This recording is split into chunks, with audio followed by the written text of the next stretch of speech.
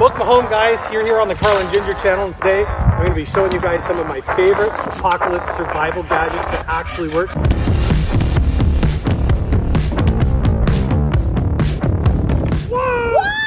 Today's going to be super interesting and fun, you guys. I've got some brand new fire starting methods that I've never tried before, and even some shelter building tools that we're going to try out. These are some really cool ways to get food, water, shelter, and fire that I'm going to show you that are probably going to blow your mind. First up is the Gronsford Brook forestry axe. This is my favorite camp axe. These are all handmade in Sweden. I actually was able to order this off of Amazon. It came with this cool leather sheath. It's obviously hand sharpened. You can tell that the entire thing is balanced so well. And the thing that I love the most about it is the size. Compare that to a regular splitting axe that you would chop wood with at home. You can see the advantage. So now let's put it to the test. That was super easy. Just like that. Pretty simple, effortless, highly recommend it. I think it's time that we try out our second cutting device, which is actually kind of a transformer. It's this really awesome Bob Dustred's quick buck saw with lever action. This is a transforming saw that folds apart and back together. Have you guys seen these Blackbeard fire starter sticks? These are really cool. We're gonna be testing these out today. I've actually put some in bottled water and froze them in the freezer to really put them to the test and see if they work. But we'll get to that in a minute. So it looks like this thing was $52. The Gronsford Brooks axe that I showed you a minute ago is a couple of $100. So this folds out like this. And then the saw blade comes out here. So it's all contained in its own handle. And this folds back down. It actually has the instructions printed on the handle, step by step, how to put the thing together. This goes in the notch and then the handle folds up. Ooh. It is a little tricky. Maybe if you flip it upside down. There, that's the trick. And then as you clamp the handle down, it tightens the blade up so you have a perfect saw. We definitely need to put these to the test, but I also want to introduce my third apocalypse survival gadget that actually works, and that is the Silky Saw Big Boy. It's a folding saw. Look at this. These are great for camping and survival because you can take them, fold them up in your backpack and carry them around. Why don't we do a little bit of an experiment and see how well we can use each one of these as a one-handed tool like you're by yourself. Let's start first right here with the camp axe. I just want to see if I can split through here. I'm not really swinging that hard, and it is chopping really well. I would say that's very effective, and I could make easy work of this. Let's see how well it does with the buck saw.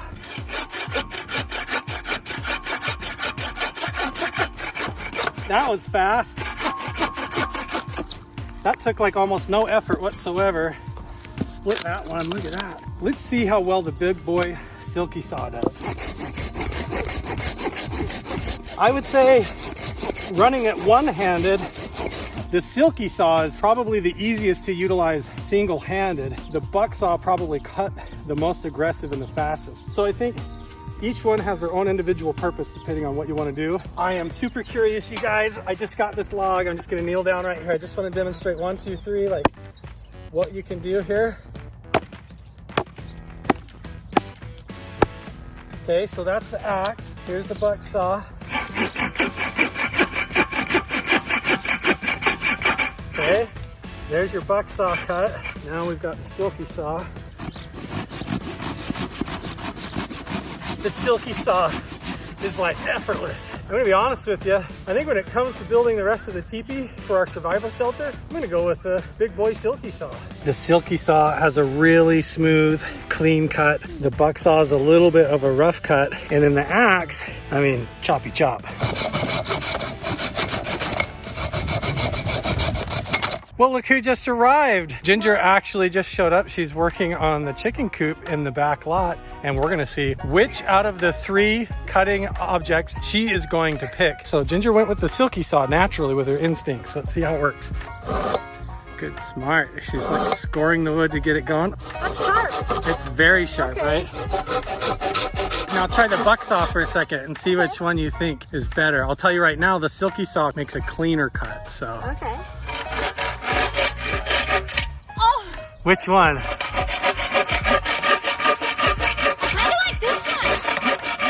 I think it cuts more aggressive, but it's not as clean. Yeah. It's a little harder to use one-handed, right? Right. Because it kind of wobbles like taut like this. And it's harder to push back and forth, whereas the silky saw, it really is silky. Right. The other one is, this one has really aggressive teeth. And she goes back to the silky saw to finish the job. So I think out of the 3 cutting tools that we selected today, the silky saw seems to be the winner. The only thing is, if you're in a survival situation, good luck finding the tools to be able to sharpen that thing when it goes dull. But the axe is gonna last you forever. I'm gonna be using some of these limbs that I chopped down around the property, and we're gonna construct a teepee to showcase all of our survival apocalypse items that actually work.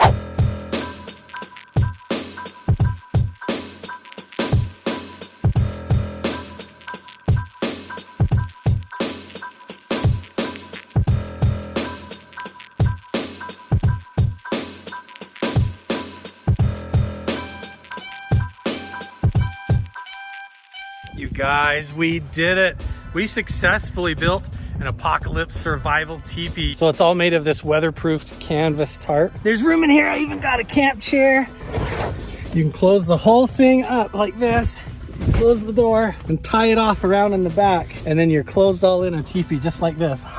Isn't that awesome? Smash that like button if you like my teepee, guys. Really quick, some of you are probably dying to wonder where I got this stove. This is actually a 4 Dogs camp stove. That's the name of the company. It comes with a kit where everything actually fits inside. This opens up. You can put wood and everything in there and start your fire, cook on top.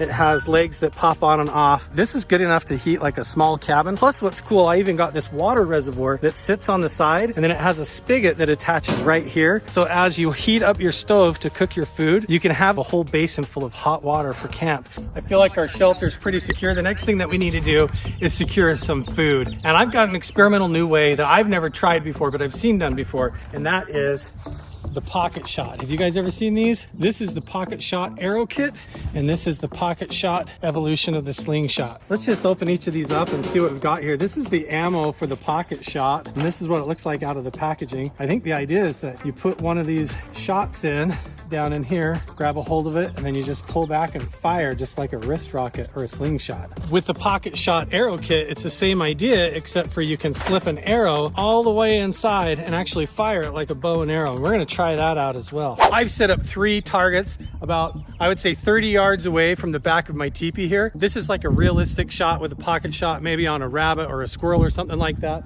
Let's see if I can hit one with this and the arrow kit. I'm all set up to try out the pocket shot. Let's see how it goes.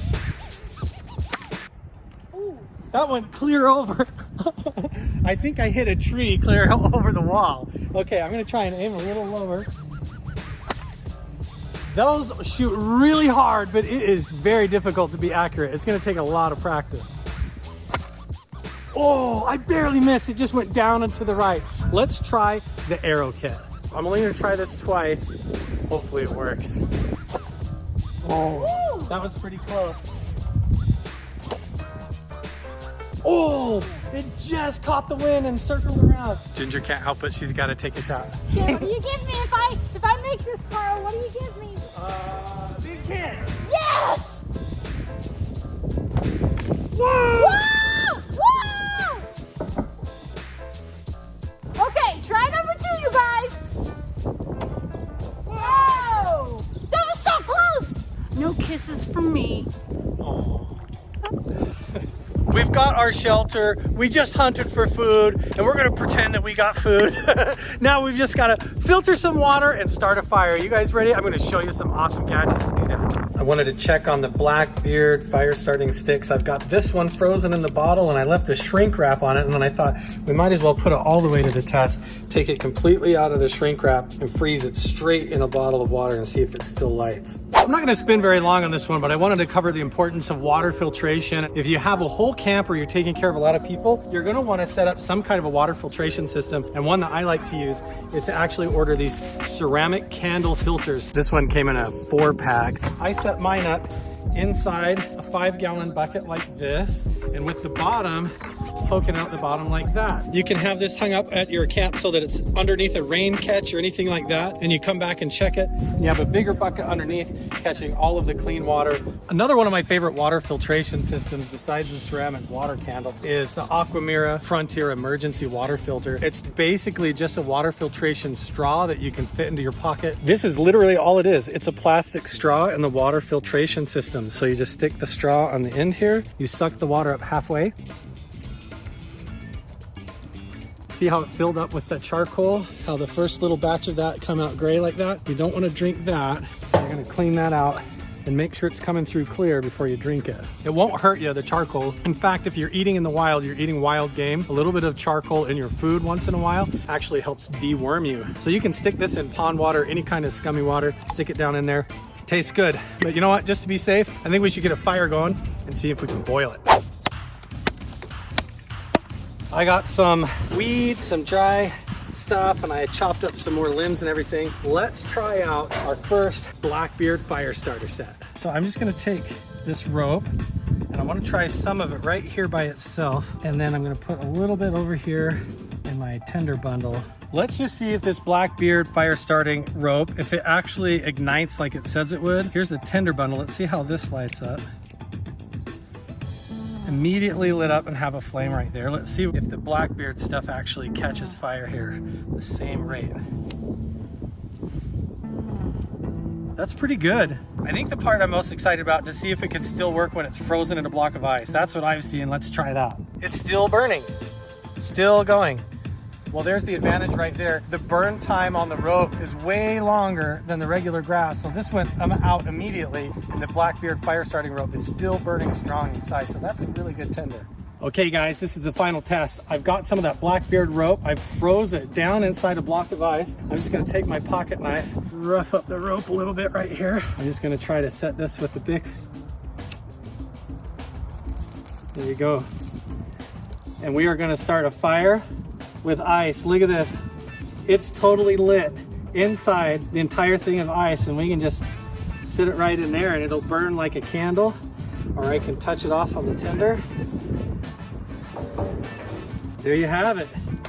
With the cylinder of ice and the Blackbeard fire starter rope, we were able to actually start a fire in the fireplace. Look at that. How cool. Time to load it up.